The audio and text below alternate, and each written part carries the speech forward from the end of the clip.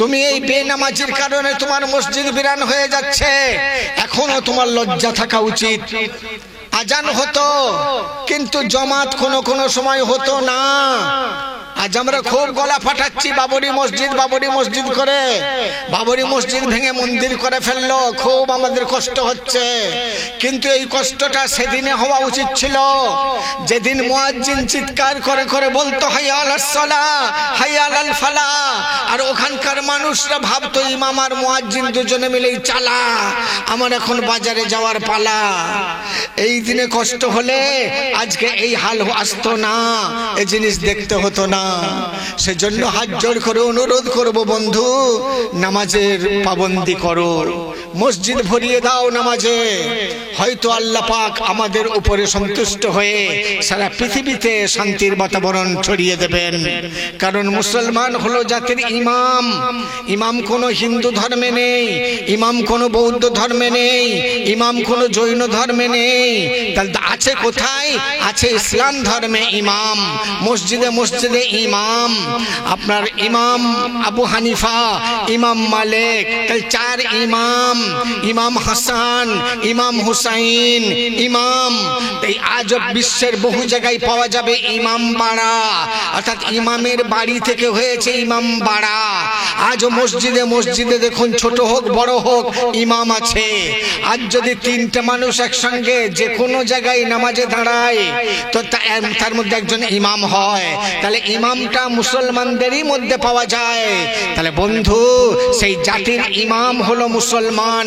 মুসলমান যদি ভুল করে, যেমন ইমাম যদি নামাজে ভুল করে, মুক্তাদির নামাজ হবে না। মুক্তাদি ভুল করলে ইমামের নামাজের কোনো অসুবিধা নেই। সুতরাং মুসলমান যখন জাতির ইমাম, এই মুসলমান যদি ভুল করে, মুসলমানের ওসিলায় সারা কওম কষ্ট পাবে। মুসলমান যদি শুধরে যায় তো আল্লাহর রহমতে আল্লাহর শান্তির বাতাবরণ তৈরি হবে। সুতরাং সকলেই আমরা শান্তিতে থাকতে পারবো। সেজন্য আমরা নামাজে হাজিরি দেবো ইনশাআল্লাহ। কারা কারা আছেন হাত তুলে দেখান, হাত তুলে দেখান যে আমরা নামাজ আর ছাড়বো না, আমরা 5 ওয়াক্তের নামাজ কায়েম করব। বলুন ইনশাআল্লাহ, জোরে বলুন ইনশাআল্লাহ। আজরাইল সময় দেবে? হ্যাঁ কিনা বলুন দর্শক চিৎকার করে। আজরাইল সময় দেবে? দেবে না। অনেক যুবক ভাই মনে করছে এখনই আমায় নামাজ পড়তে হবে, কেন? এখন তো আমার কম বয়স, এখনই কি মরে যাচ্ছি? বন্ধু, মরে তুমি কখন যাবে তুমিও জানো না, পৃথিবীর কোনো মানুষ জানে না। কখন কার মৃত্যু আসবে তুমি আমি কেউ জানি না। তুমি সুস্থ শরীরে আছো, তোমার শরীর চেক আপ করে কোনো রোগ পাওয়া যায়নি, তুমি একেবারে সবল নওজোয়ান যুবক, কিন্তু তুমি জানো না কালকেই বাইক অ্যাক্সিডেন্ট করে তুমি স্পট ডেথ হয়ে যাবে। তুমি জানো না, রোগ তো কিছু নেই, কিন্তু অ্যাক্সিডেন্টে তুমি যে মারা যাবে তুমি তা জানো না। সেই অবস্থায় হয়তো কেউ মুখের কাছে এসে বলছে তোমার নাম ঠিকানাটা বলো। তুমি নাম ঠিকানা বলছো আর মনে মনে ভাবছো আমার যদি নামাজ পড়া থাকতো তাহলে আমি আল্লাহর কাছে পার হয়ে যেতাম, এখন তো আমার সে ক্ষমতাটাও নেই। তাই বন্ধু, সময় থাকতে নামাজে সাড়া দাও, সময় থাকতে রোজা করো। সামনে রোজা আসছে, খবরদার রোজা ছাড়বে না, রোজা ছাড়বে না। যতই কষ্ট হোক তুমি রোজা রাখো, মনে মনে করবে যদি আমি মারাও যাই রোজা রেখে, যদি আমার প্রাণ চলে যায় আমি বেহিসাবে জান্নাত পেয়ে যাব, আমি শহীদের দরজা পাবো। সুতরাং আমি রোজা ছাড়বো না, রোজা আমি করবই করব। বলুন বলুন ইনশাআল্লাহ, জোরে বলো ইনশাআল্লাহ। তাহলে আপনাদের এলাকায় কোনো মুসলিম হোটেল আর খোলা থাকবে না তো? কারণ মুসলমান সব যদি রোজা রাখা আরম্ভ করে দেয়, বন্ধু মহলেও এই সংবাদ পৌঁছে দাও। তুমি জানো এই করোনা ভাইরাস, এই যে করোনার পরে কত বেনামাজিরা নামাজি হয়ে গেছে, তুমি কি জানো? জানো না বন্ধু? এরে মরতে যে আমাদের হবেই, সর্বপ্রথম হবে যে নামাজের হিসাব। মরতে তো আমাদের সবাইকে হবে। আমরা তো এখানে মরতেই এসেছি, মরতে এসেছি। কি করতে এসেছি? মরতে এসেছি। তাই হিন্দু শাস্ত্রবিদরা বলে এটা তার মানে মরতে এসেছি, এটা হলো মরার জায়গা। তাহলে এখান থেকে যখন আমাদের যেতেই হবে, তাহলে নামাজের যে প্রথম হিসাব, সেই নামাজটা আমরা কেন ছাড়বো বন্ধু? খবরদার না। কবরে যখন আমাদের যেতে হবে, কেউ কবরে থাকবে না, সবাই মাটি মঞ্জিল দিয়ে চলে আসবে। আমি একা পড়ে থাকবো মাটির কবরে। সেই সময় 40 কদম লোকটা চলে যাবে যখন, তখন ওই কবর আওয়াজ দিয়ে সবাইকে চিৎকার করে বলবে, এ গাফেল বান্দা শুনে যা,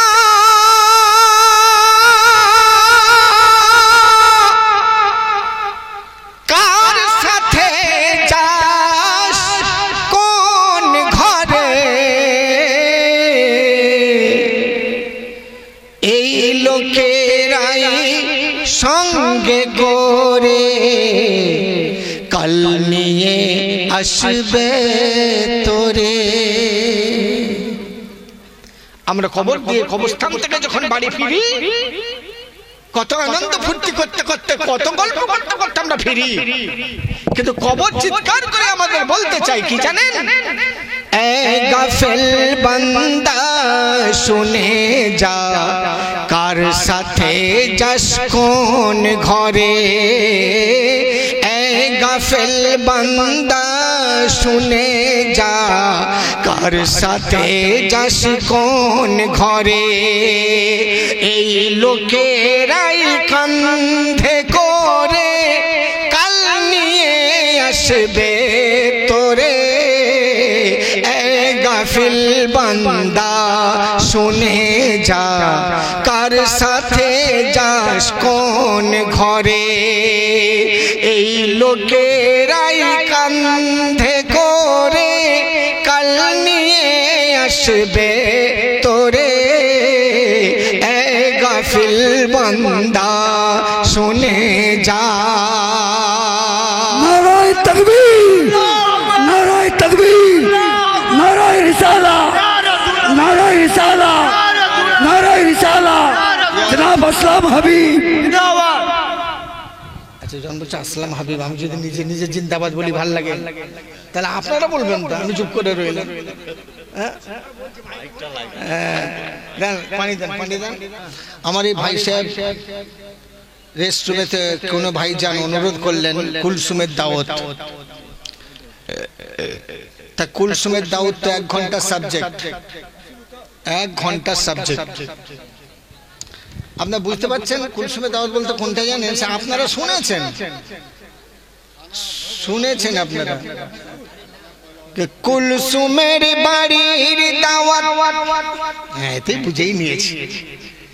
হাই কে খেলো না এক গরিব বলে মা ফাতেমা দাওয়াত পেলো না। সুবহানাল্লাহ। গরিব বলে মা ফাতেমা দাওয়াত পেলো না। কুলসুমের বাড়ির দাওয়াত হাই কে খেলো না।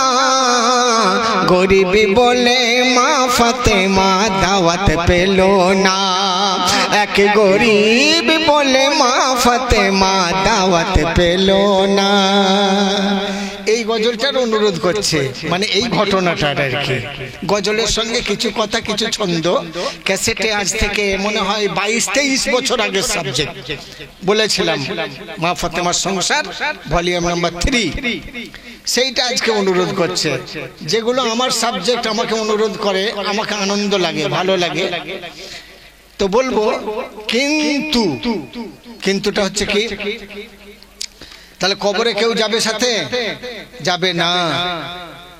আমি এখানে প্রথম এসেছিলাম, এই জলসান নাকি উদ্বোধন করেছি আমি, মনে নেই কমিটি মিথ্যে বলছে কি সত্য বলছে, হয়তো আমাকে খুশি করার জন্য বলছে। এ বলছে সত্য, মানে চোরের সাক্ষী মাতাল। যদি তাই হয় তো আলহামদুলিল্লাহ, বাড়তি পাওনা।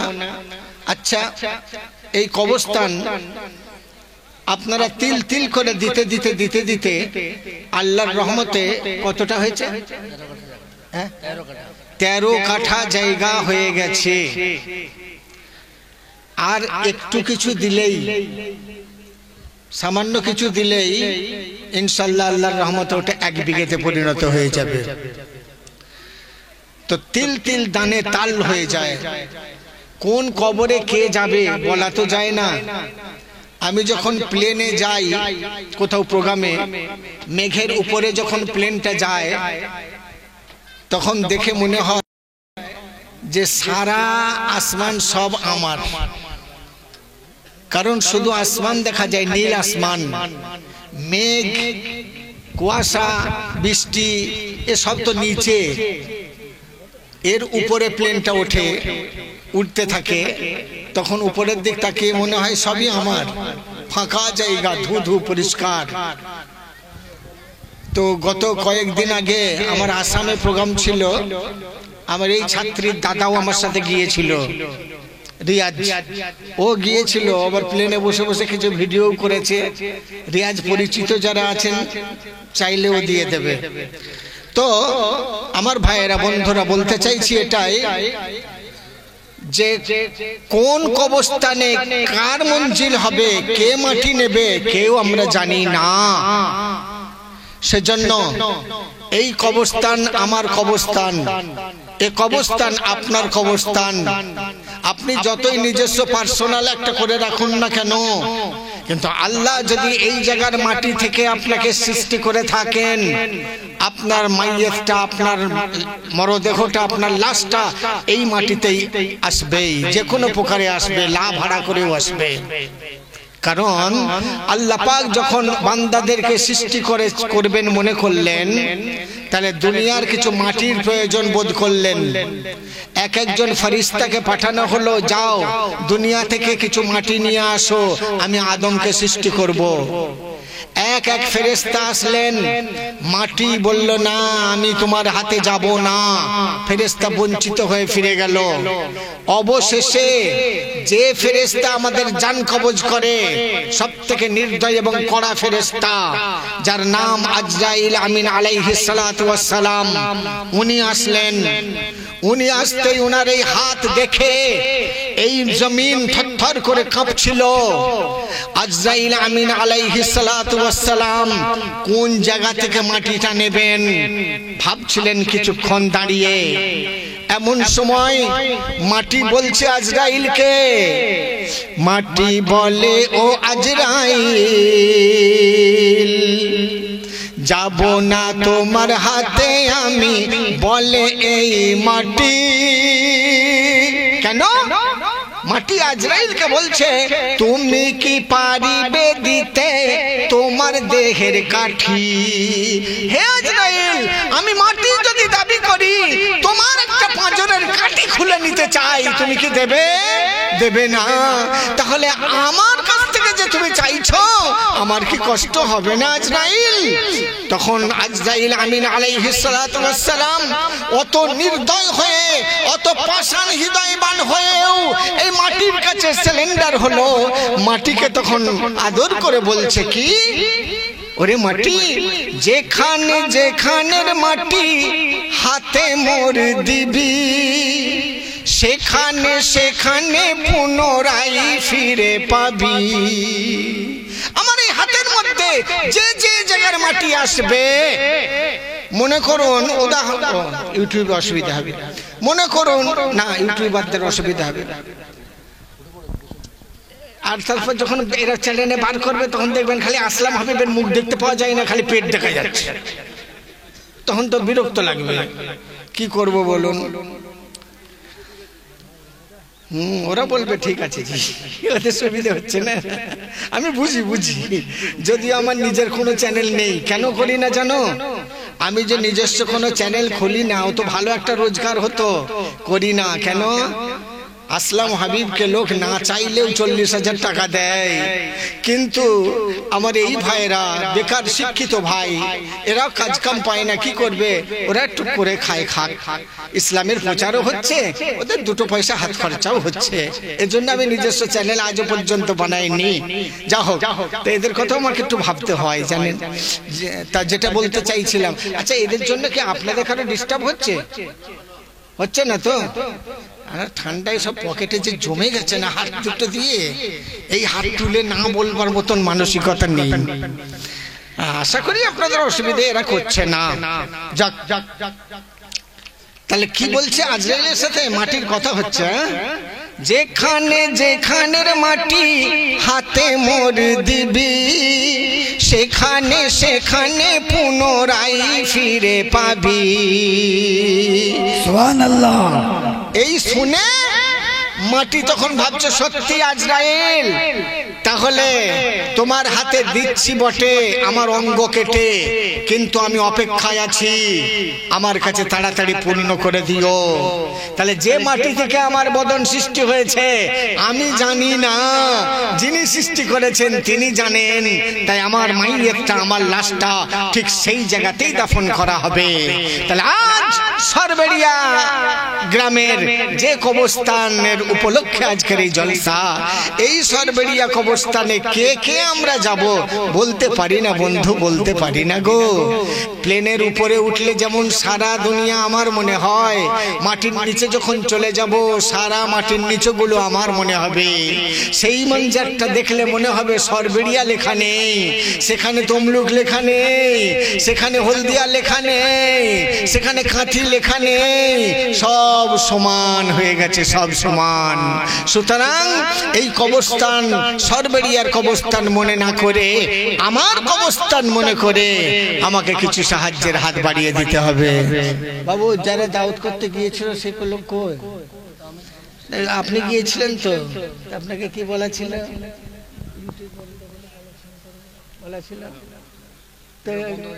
তাহলে আপনি কি করলেন?